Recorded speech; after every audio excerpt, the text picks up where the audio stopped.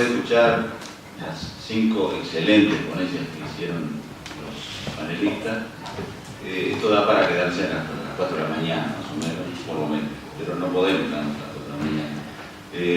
A mí, yo me estaba hundiendo en la silla poco a poco mientras hablaban del futuro de los negocios, ¿no? Veía, yo escribo en un diario de papel, una cosa de papel, me veía ya sin trabajo pasado mañana.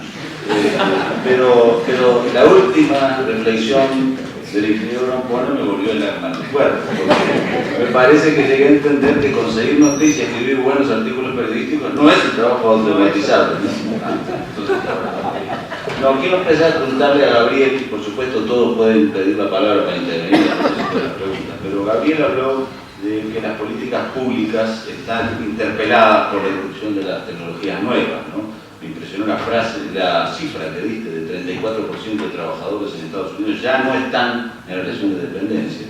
Y mi pregunta es, los gobernantes, en particular en Uruguay, pero no solo en Uruguay, pero vamos, estamos en Uruguay, los gobernantes, los políticos, acá veo pocos, acá veo uno que ni siquiera es legislador todavía, lo que hacen las leyes, lo que hacen las regulaciones, van corriendo demasiado atrás del avance de la tecnología. ¿Están al menos entendiendo lo que viene o te parece que no? Gracias por la pregunta.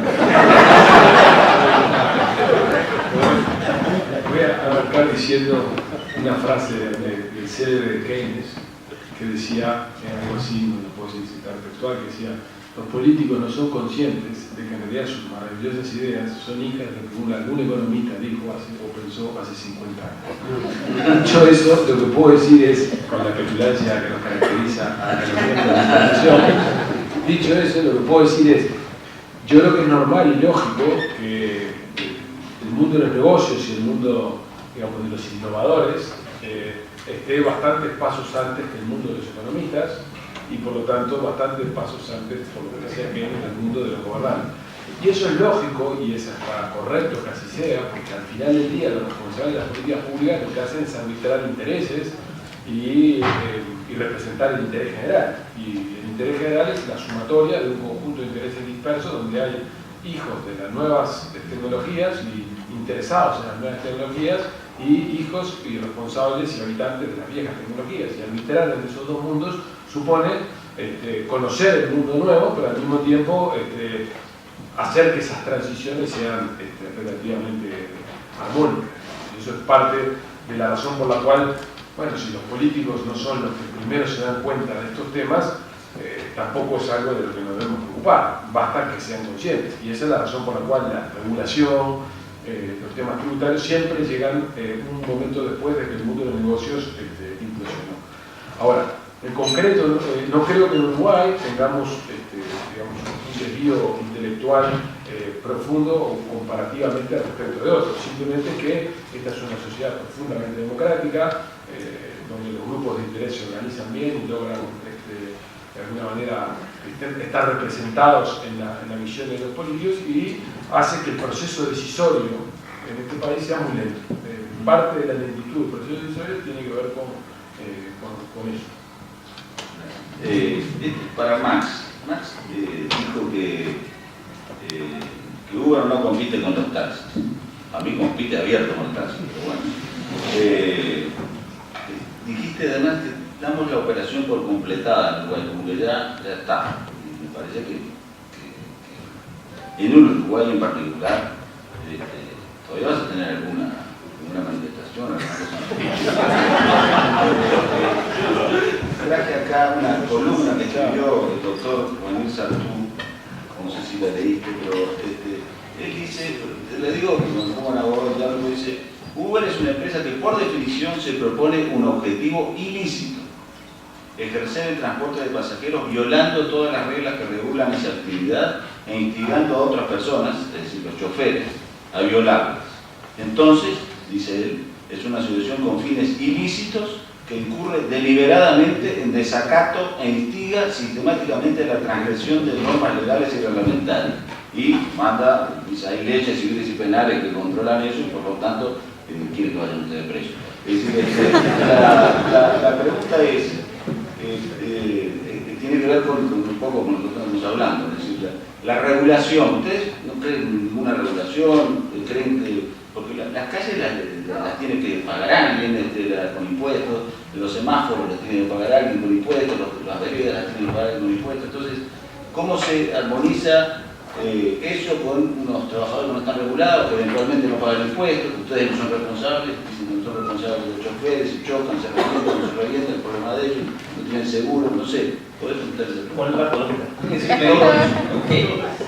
A ver, no competimos con los taxis porque taxis hay 3.000 y vehículos privados en Uruguay hay como 600.000. Si vemos, o sea, la dimensión de lo que son 600.000 vehículos particulares y lo que puede estar atendiendo de la movilidad de la ciudad o del país, 3.000 vehículos, digamos, reglamentados por taxi, es minúsculo. En esa medida es que no vemos la competencia y, digamos, en los diferentes mercados en los que operamos no vemos un patrón de canibalismo. Inclusive lo que vemos es un patrón donde personas que otrora no se movían de ninguna manera, de pronto no encuentran un Uber en Carrasco, perdón, un taxi en Carrasco, pero sí encontraron un Uber. Vinieron al centro y en el centro sin ningún problema encontraron un taxi y pudieron regresar. Por ahí es que se ha visto ese complemento. Y de veras, o sea, es la dimensión y es el tamaño donde se pone, digamos, interesante.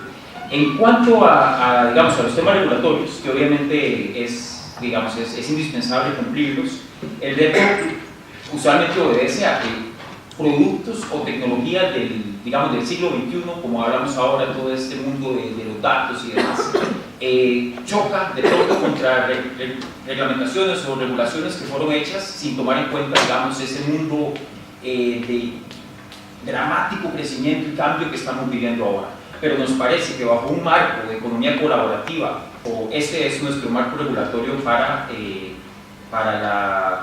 su modalidad, y en ese momento se cumple. Lo que es difícil es cumplir algo que no está diseñado para algo nuevo. Y ahí es donde la innovación siempre, como creo que varias personas mencionaron, siempre va a venir la innovación y vendrá la regulación. Y tan pronto esa regulación alcance la innovación, se cumple. O sea, la intención bajo ninguna manera es no hacerlo.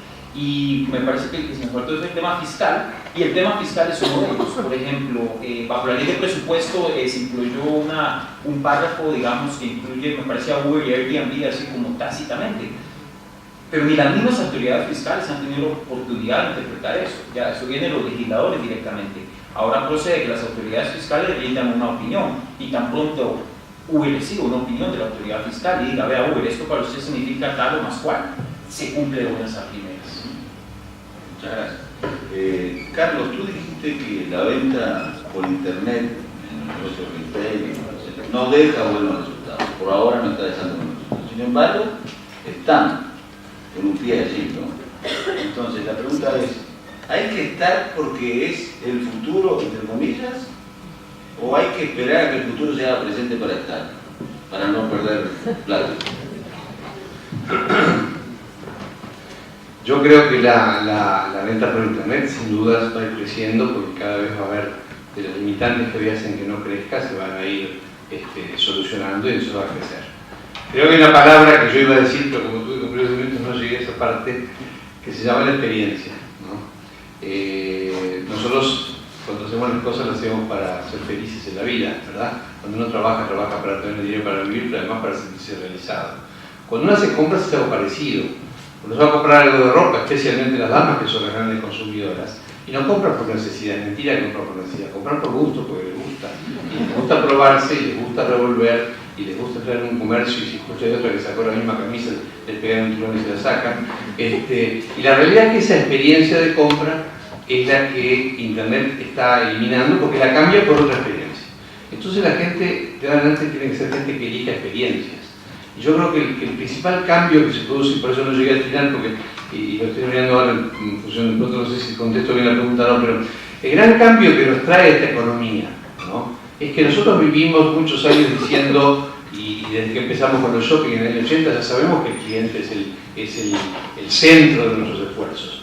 Todo está hecho pensando en el cliente. No hacemos un estacionamiento si no es por el cliente, no hacemos aire acondicionado si no es por el cliente, no ponemos programas de marketing si no es por dar una experiencia favorable al cliente. Y el cliente decide, voy a este shopping o voy al otro, o voy al centro o compro por internet, en función de la experiencia, y esa experiencia hace a su felicidad. Entonces, y yo creo que esto es lo aplicable a todo lo que acabamos de decir en este panel.